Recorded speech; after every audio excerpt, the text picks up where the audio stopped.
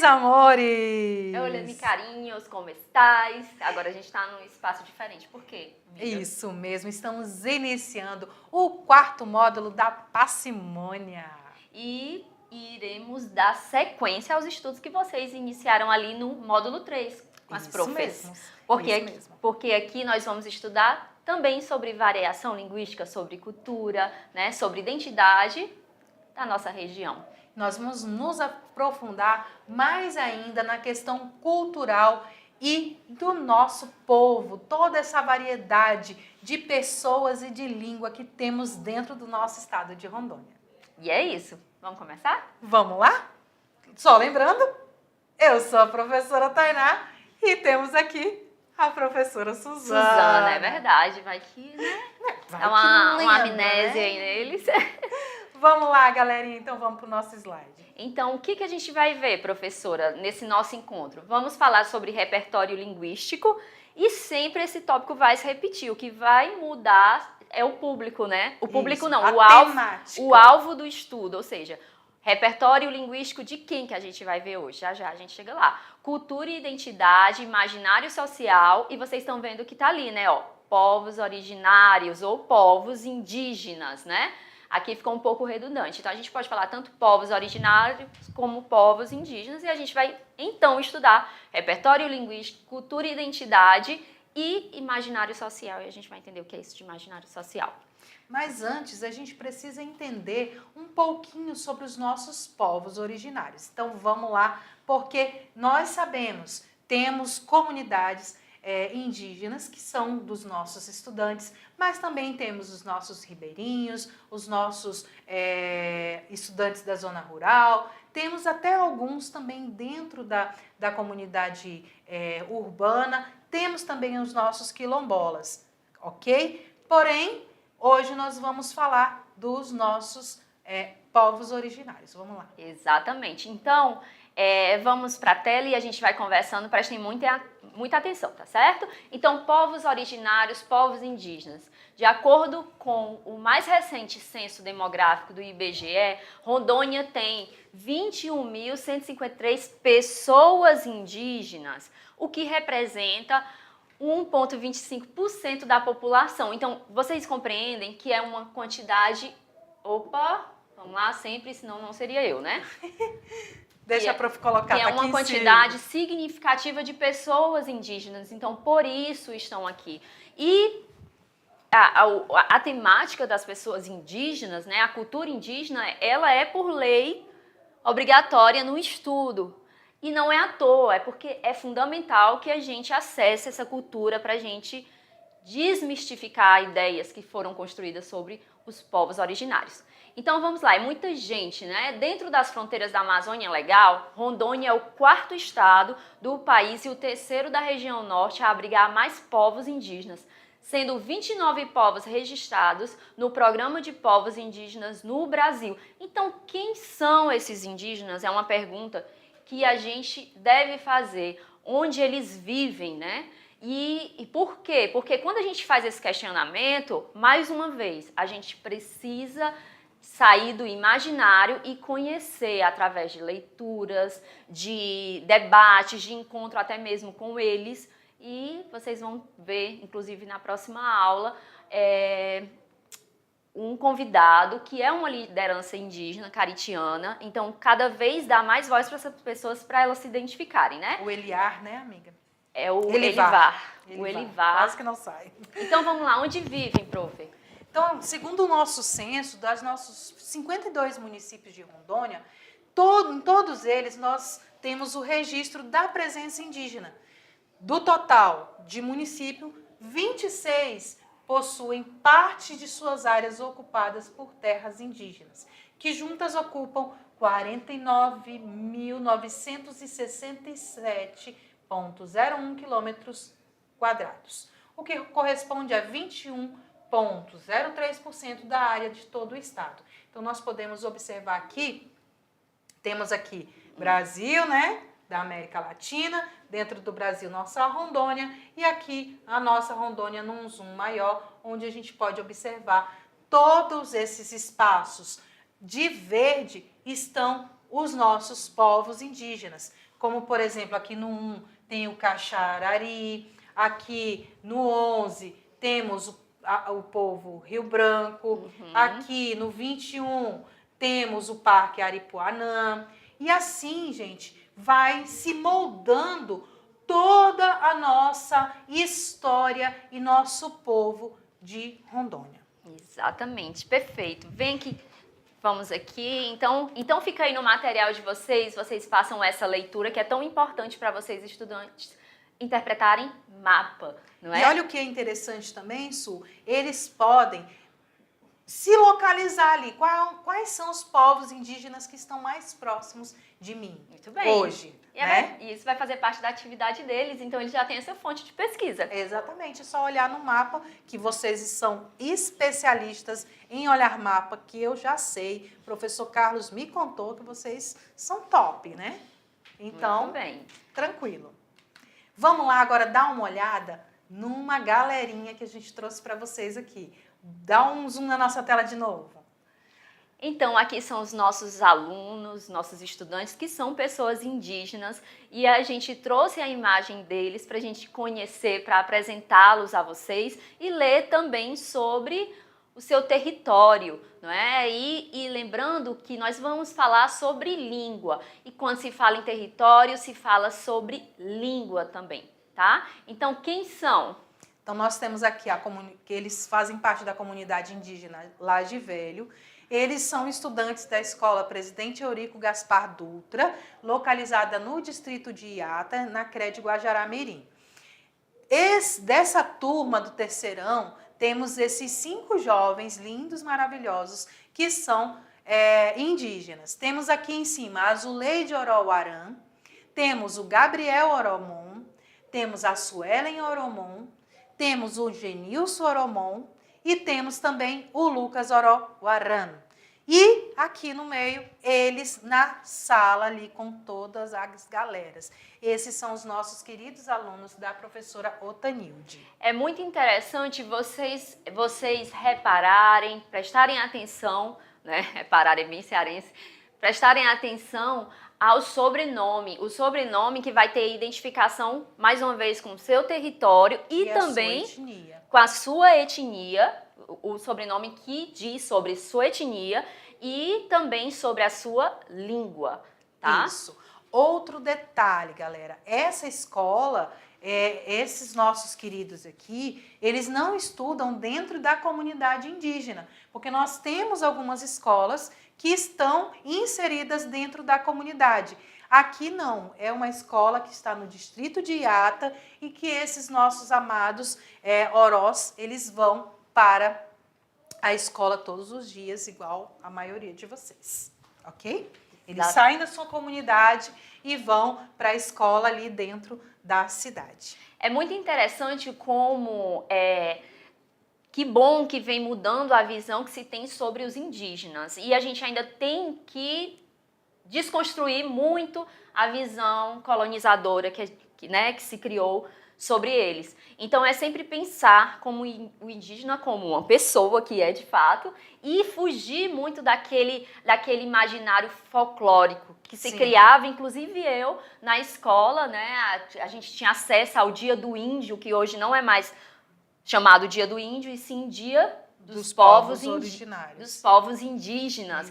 E por que, professora, povos indígenas? Porque indígena, o termo quer dizer da terra, povo da terra. E já índio veio do termo quando chegaram, né, os portugueses, achando que estavam nas Índias. Então, como é muito plural, existe essa pluralidade cultural, o termo mais adequado no momento a ser usado é indígena mesmo.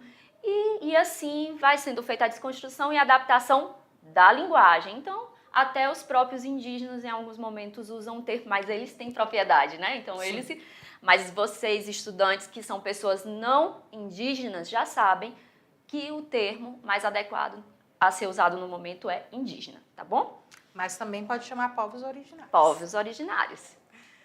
E aqui nós temos também, vamos lá na nossa tela de novo. Pode pôr aqui com a gente? Não vem. Ah, vem ou não vem? Não vem. Não vem. Acontece, gente, erros de gravação é assim, simbora que aqui não para não, é 100% a 1000 por hora. Você sabe quais são os povos indígenas de Rondônia? Então, nós mostramos para vocês agora há pouco, dentro do mapa, aqueles, aqui ó, todos os 21, as 21 terras indígenas. Mas nem todos querem dizer que são todas essas etnias, que tem uns que é Igarapé-Ribeirão, que não é o nome da comunidade, quer dizer, que é o nome da comunidade, não da etnia, enfim. Exatamente, é muito interessante essa sua fala, porque eles precisam compreender que a etnia é a origem, não é? Então, a gente vai falar agora... Dentro de uma comunidade pode existir várias etnias. Exatamente. E aí a gente tem aqui duas imagens, né, dos nossos povos. Temos aqui os indígenas da etnia Cinta Larga, que também é uma grande quantidade no nosso estado, e também os suruís, que estão localizados ali na nossa região do Cone Sul, mais especificamente Cacoal. Então, nós temos aqui os indígenas Suruí e o Cinta Larga a gente encontra em Espigão do Oeste, né? Exatamente. E se a gente... Mas não significa que só tem lá. Temos que nos atentar também que essa foto sobre a etnia Suruí, você nota que é uma foto mais antiga. E por que a professora está falando isso? Que, gente, como qualquer comunidade, as etnias, elas vão sofrendo, recebendo alterações. Então, a gente não pode pensar em um indígena com aquela imagem de muito tempo atrás. Um estereótipo, né? Estereótipo. E eu até li uma frase de um indígena que eu achei muito interessante, que ele disse assim: nós não vivemos no passado. O passado vive na gente, porque eles têm a marca da cultura deles, tudo, mas como qualquer, né, organização vai sofrendo alteração para o bem ou para o mal, né? Então, seguindo... E aí a gente trouxe para vocês aqui os povos indígenas, os nomes das etnias que nós temos, né?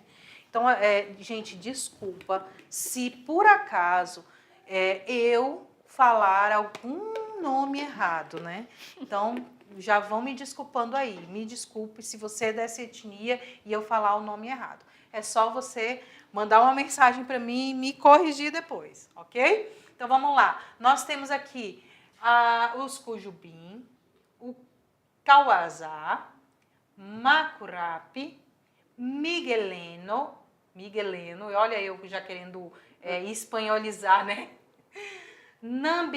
Nambiquiara, os Orós, que a gente viu nossos estudantes, o In, o Puruborá, Sacurabiate, Suruí, os Paetés, e aí ali na região de Cacoal, dentro da comunidade Suruí, tem os Paetés Suruí. Então, é a junção das duas etnias.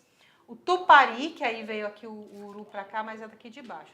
Tem o povo Urupari, os Urueuauau, o Ajuru, o Ari, Zoró, Aicanã, a Kuntsu, a Mondaua, a Purinã, Aricapu, Aruá, Cinta Larga. Esse aqui é mais difícil para eu falar, gente, mas desculpa, viu? Degeoromitici, Icolém, Caro, Caripuna de Rondônia, porque tem os caripunas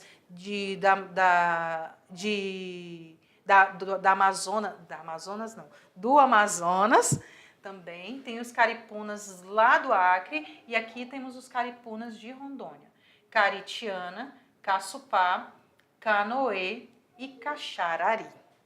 É muito interessante a professora fazendo essa leitura, tentando e gentilmente pedindo desculpa, porque é isso. Ela está lendo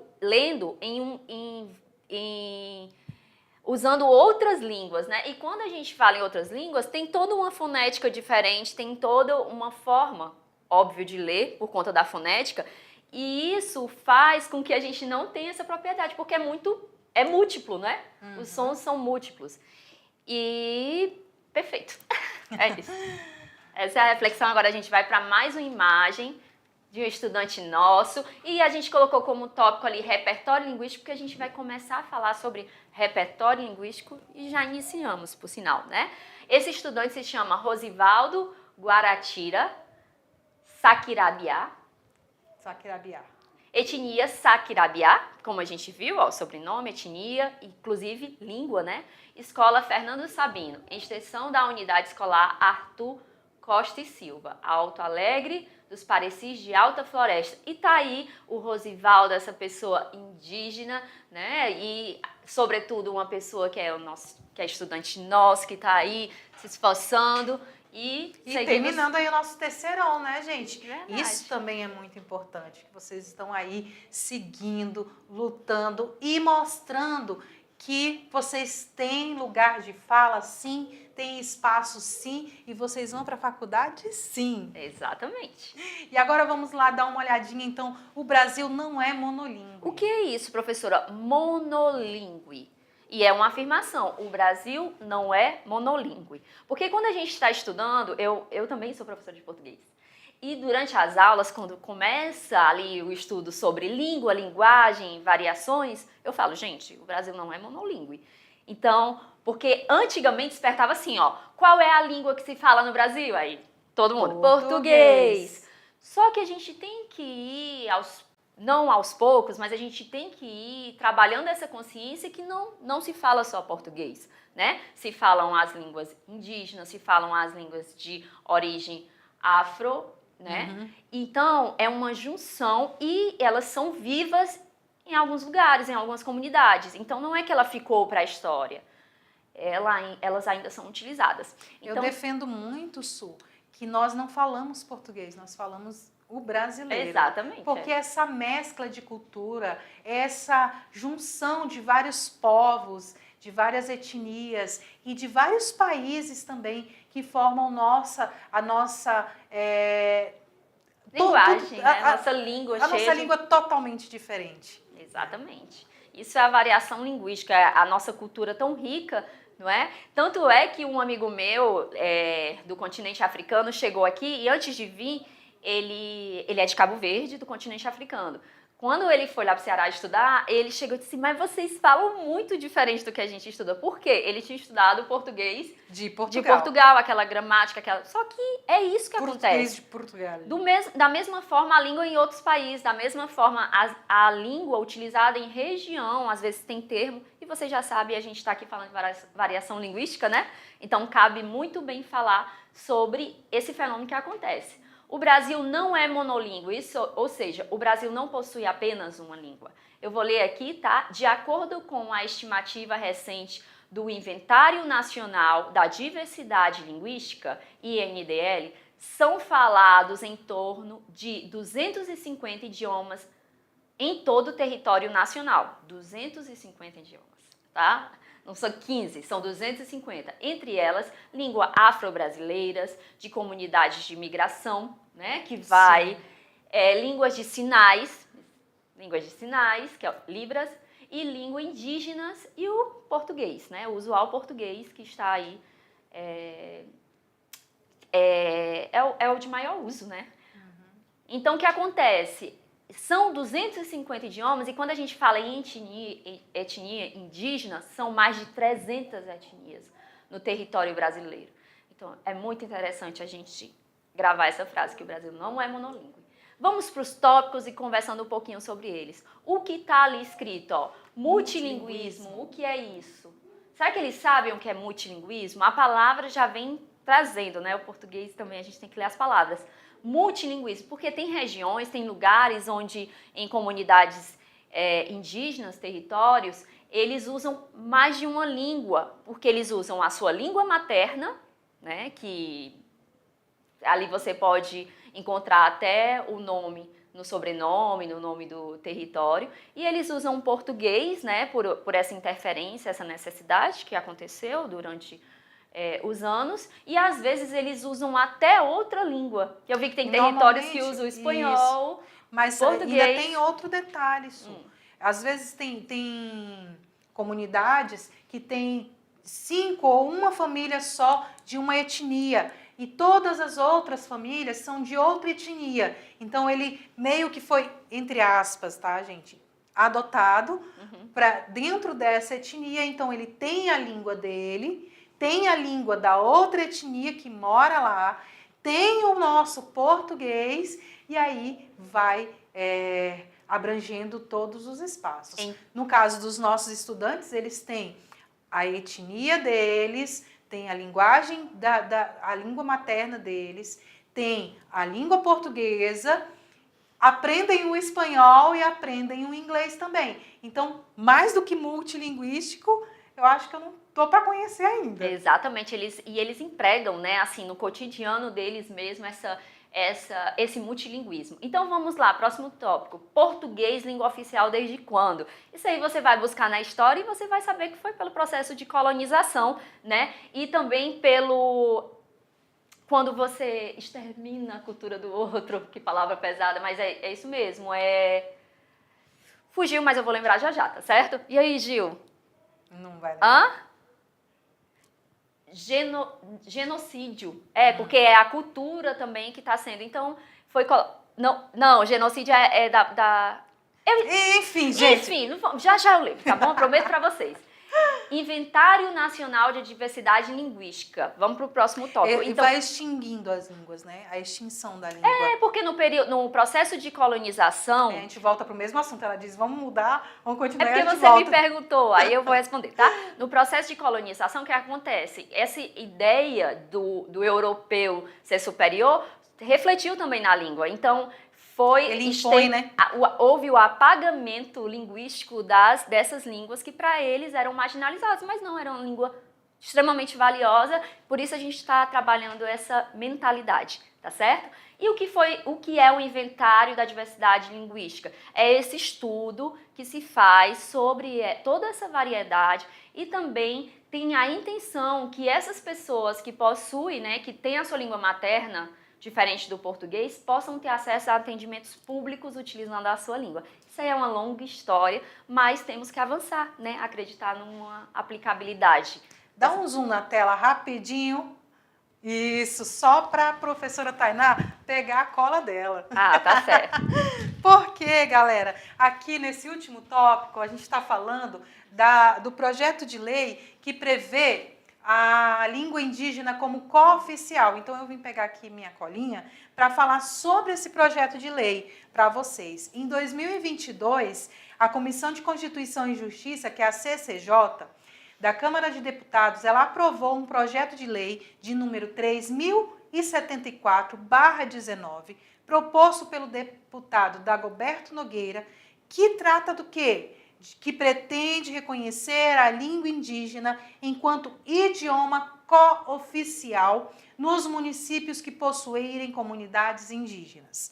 A língua cooficial partilha o status de oficialidade dentro dos termos jurídicos com outras línguas faladas em um determinado perímetro municipal, sem que haja sobreposição entre elas. E aí, a deputada indígena Joênia Wapichana fala o seguinte: a cooficialização se configura como um dos mecanismos possíveis para alcançar os propósitos tanto da legislação nacional quanto internacional de proteção das línguas originárias dos povos indígenas, contribuindo consequentemente para a valorização da pluralidade cultural e linguística do país. Perfeito. Então, quando a gente fala sobre esse projeto de lei para deixar a língua indígena como cooficial, é exatamente esse processo de resgate da valorização,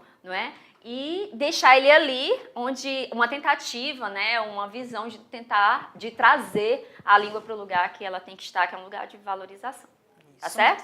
Agora a gente vai seguir e falamos muito sobre língua, sobre variedade. Óbvio que são deixas para que vocês investiguem mais, né? Desconstruam e a gente vai investigar bastante nas atividades. E agora vamos chegar para uma parte língua e cultura também. O dicionário ilustrado, aqui, eu pensei que já vinha o texto da língua e cultura, mas ainda é bem linguagem. Aqui a gente trouxe exemplo de um dicionário ilustrado. O que é esse dicionário ilustrado? O nome já diz, né? Tem as ilustrações e tem os nomes que vêm de origens de troncos indígenas, né? Que é o tupi e tem outro que também já eu lembro, tá certo? Então vamos ler o texto rapidinho? Tentando superar o apagamento histórico, o Dicionário Ilustrado Tupi-Guarani tem a missão de divulgar e valorizar os saberes indígenas e a cultura ancestral brasileira. O acervo está em constante elaboração. Ele permite a participação e interação dos usuários e são publicados milhares de palavras de origem indígenas. A maioria das palavras é derivada da família Tupi-Guarani e foram incorporadas ao português e à cultura brasileira sem termos nos dado conta da sua origem. E aí, quando fala em palavras Tupi-Guarani, temos vários nomes brasileiros que são de origem Tupi-Guarani. Então, tá, desculpa, amiga. O meu é um exemplo. Tainá. Tainá vem do Tupi-Guarani, que significa estrela da manhã. Exatamente, Tupi-Guarani, que é um tronco linguístico, né? Dele tem a ramificação. E o que acontece? Aí fica a sugestão, tem o link e vocês podem olhar. É uma delícia, porque são imagens e nomes e a gente vai, nossa, esse daqui realmente eu uso, não sabia que era Tupi-Guarani. E vamos seguir com a imagem agora para trabalhar cultura e identidade dessa nossa estudante. Você pode pôr na tela, Gil? Olha aí, para ela ficar bem bonita, como ela já é e apresentada. Cultura e identidade, estudante Kailane Macurapi, Aruá. Aldeia, comunidade São Luís, Escola Maria de Souza Pego, extensão Eurídice Lopes Pedroso, Alta Floresta do Oeste. Olha que linda, um beijo para você e um beijo no coração, tá? Kailane Macurapi. É um prazer tê-la como estudante. E agora vamos para um aspecto, a gente trouxe um aspecto de cultura e identidade do povo Paetê Suruí.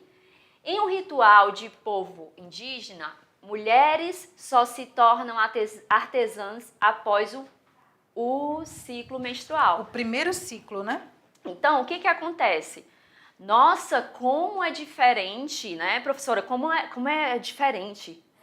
É diferente porque a gente está falando de cultura. Então, quando a gente está falando de cultura, a gente não precisa ficar medindo nessa balança do que é igual e o que é diferente. Na verdade, você tem que acessar, descobrir e conhecer, né? Para depois valorizar.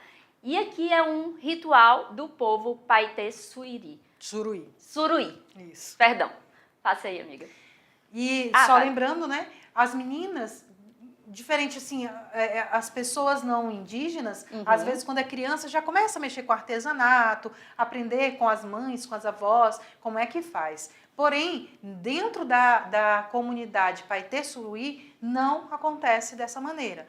Somente depois do primeiro ciclo menstrual, a partir ali dos 11, 12 anos de idade, que a menina vai poder mexer na parte de artesanato, que ela vai aprender e vai produzir todo o artesanato produzido por essa comunidade.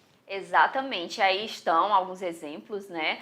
No momento do primeiro ciclo menstrual, as jovens suruí ficam na maloca. Como é que acontece? Sob os cuidados da mãe, durante o resguardo cultural, entendeu? Elas aprendem novos comportamentos, formas de alimentação, educação, conselhos e serão capacitadas para se tornarem artesãs. Na cultura Paetê Suruí, esse é um dos rituais mais importantes na vida de uma mulher indígena.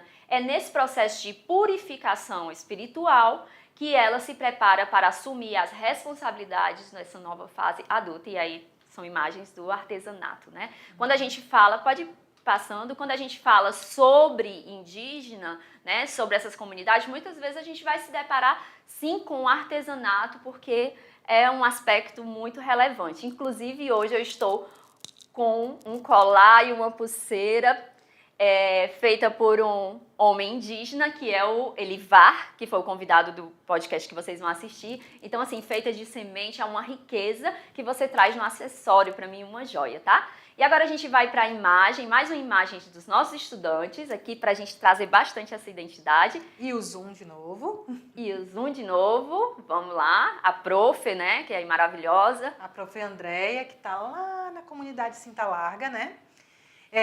A escola Rosana Cinta Larga, olha a diferença, gente. As outras escolas, elas estão dentro da cidade, né? Da cidade, assim, dos distritos. Já a escola Rosana Cinta Larga, como o nome já diz, está dentro da comunidade indígena Tenente Marques, conhecido como João Bravo, em Espigão do Oeste. Então, nós temos aqui os alunos Paguarão Suruí, Cinta Larga. Olha aqui como ele tem as duas etnias, Verdade, né? Suí verdade. e Cinta Larga.